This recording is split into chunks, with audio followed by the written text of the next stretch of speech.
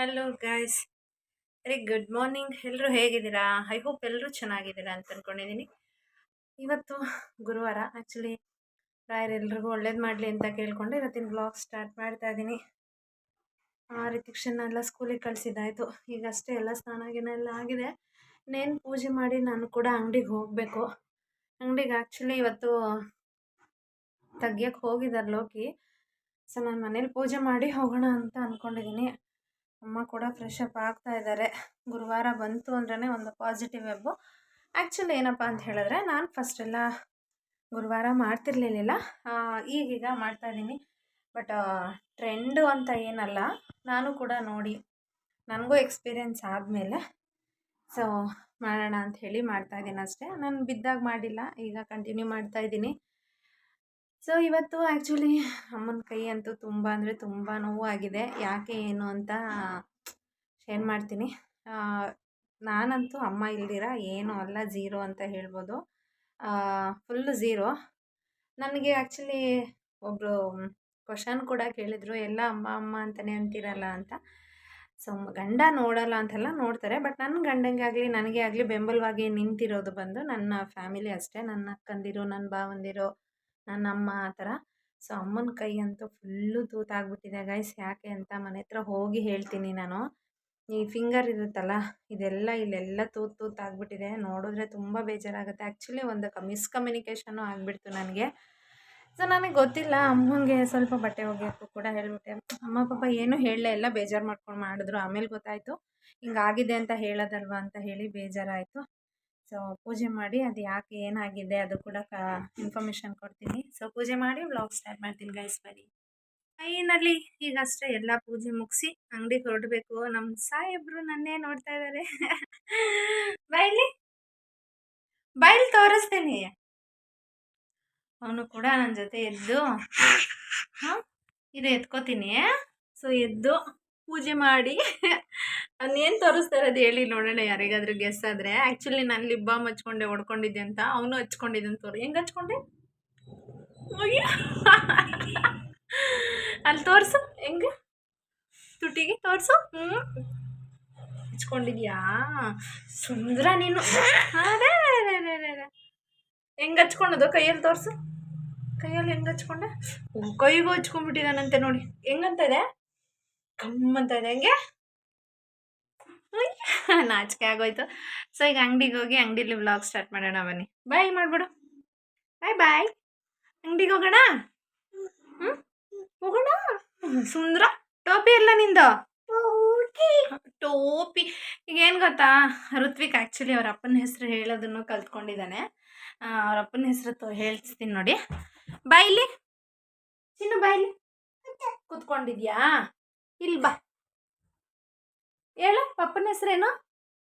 ಲೋಕಿ. ಹೇಳು ಹೋಗೋಣ. ಬೇಗ ಹೇಳ್ಬೇಕು. ಹೇಳು ಇನ್ನೊಂದ್ಸತಿ ಹೇಳು. ಲೋಕಿ ಏನು? ನಮ್ಮ ಅಕ್ಕನ ಹೆಸರು ಹೇಳ್ತಾನೆ ನೋಡಿ. ಭಾಗ್ಯ. ಹೇಳು ಬೇಗ. ಅಂಗಡಿಗೆ ಹೋಗೋಣ. ಹೇಳು ಭಾಗ್ಯ ಅನ್ನು. ಹೇಳು ಭಾಗ್ಯ ಅನ್ನು ಬೇಗ. ನಂಗೆ ಕರ್ಕೊಂಡು ಹೋಗಲ್ಲ ಇಲ್ಲಾಂದ್ರೆ. ಹೇಳು ಭಾಗ್ಯ ಅನ್ನು. ಗಿರ್ಜಾ ಅನ್ನು. ಗೊತ್ತಾ? ಭಾಗ್ಯ ಚಿನ್ನು. ಸೊ ನೋಡಿದ್ರ, ಭಾಗ್ಯ ಅಂತಾನೆ, ಲೋಕಿಗೆ ಓಕಿ ಅಂತಾನೆ, ಗಿರ್ಜಾಗೆ ಅಗ್ಜಾ ಅಂತಾನೆ. ಸೊ ಬನ್ನಿ ಅಂಗಡಿಗೆ ಹೋಗೋಣ. ಟೋಪಿ ತಗೊಂಬಗನೆ, ಟೋಪಿ ಹಾಕೊಂಡು ಹೋಗೋಣ. ತಡಿ ಟೋಪಿ ತರ್ತೀನಿ.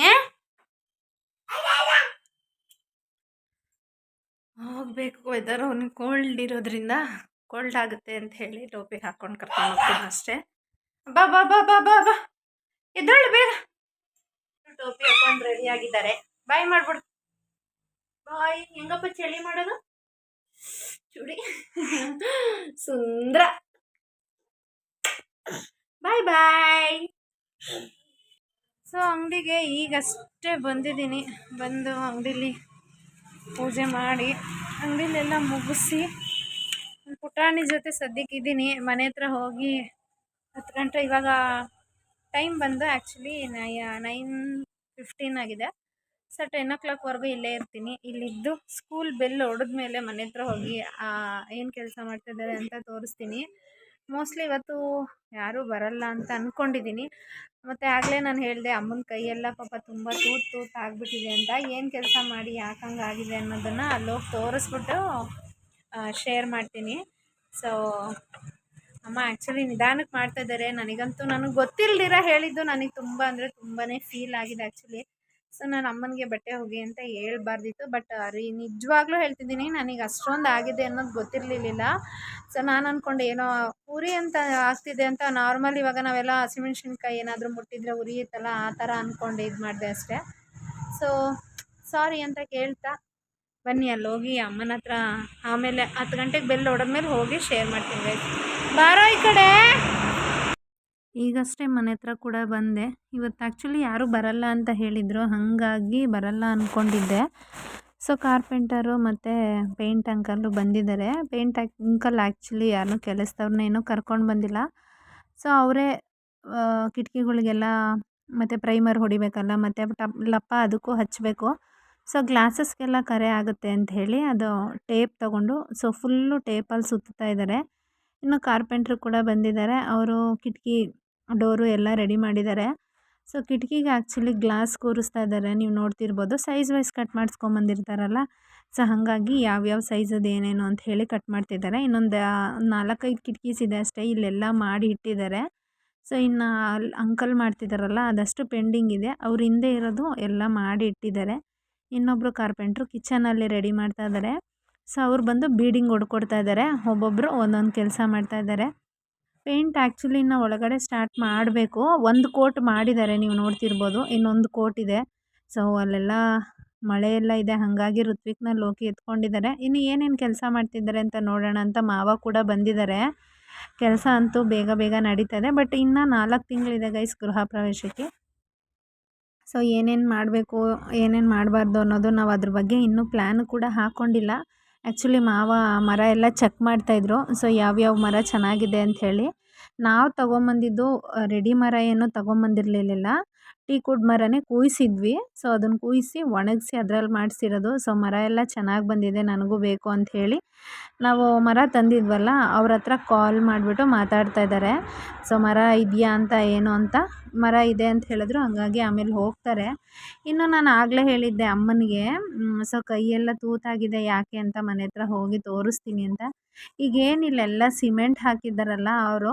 ಸೊ ಈ ಸಿಮೆಂಟ್ ಹಾಕೋದಕ್ಕೆ ಬರೀ 5,000 ಬೇಕು ಅಂತ ಹೇಳಿದರು. ಹಾಗಾಗಿ ಅಮ್ಮ ಯಾಕೆ ಅವ್ರಿಗೆ ಅಷ್ಟೊಂದು, ಸ್ವಲ್ಪ ಒಂದು 1/2 ಅವರ್ 1 ಅವರು ಇಲ್ಲ ಕೆಲಸ ಇದನ್ನು ಮಾಡೋಕ್ಕೆ ಹೇಳ್ತಾರಲ್ಲ ಅಂಥೇಳಿ.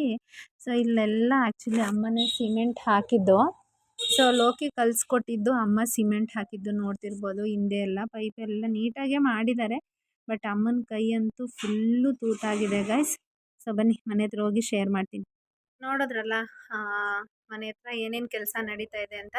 ಸೊ ಕಾರ್ಪೆಂಟರ್ದು ಕೂಡ ಕೆಲಸ ನಡೀತಾ ಇದೆ ಗೈಸ್. ಇವತ್ತು ಬರಲ್ಲ ಅಂದ್ಕೊಂಡಿದ್ವಿ, ಬಂದಿದ್ದಾರೆ. ಡೋರ್ಗೆಲ್ಲ ಮತ್ತು ವಿಂಡೋಸ್ಗೆಲ್ಲ ಗ್ಲಾಸ್ ಎಲ್ಲ ಫಿಟ್ ಮಾಡ್ತಾ ಇದ್ದಾರೆ. ಕೆಲಸ ಬೇಗ ಬೇಗ ನಡೆಯುತ್ತೆ ನನಗೆ ಅನ್ಸಿದ್ದಂಗೆ. ಸೊ ದುಡ್ಡಿದ್ರೆ ದುನಿಯಾ, ದುಡ್ಡಿದ್ರೆ ಕೆಲಸ ನಡೀತಾ ಇರುತ್ತೆ ಆಟೋಮೆಟಿಕ್ಕಾಗಿ. ಇನ್ನು ಋತ್ವಿಕ್ನ ಆ್ಯಕ್ಚುಲಿ ಇಲ್ಲೇ ಮಲಗಿಸ್ಕೊಂಡಿದ್ದೀನಿ.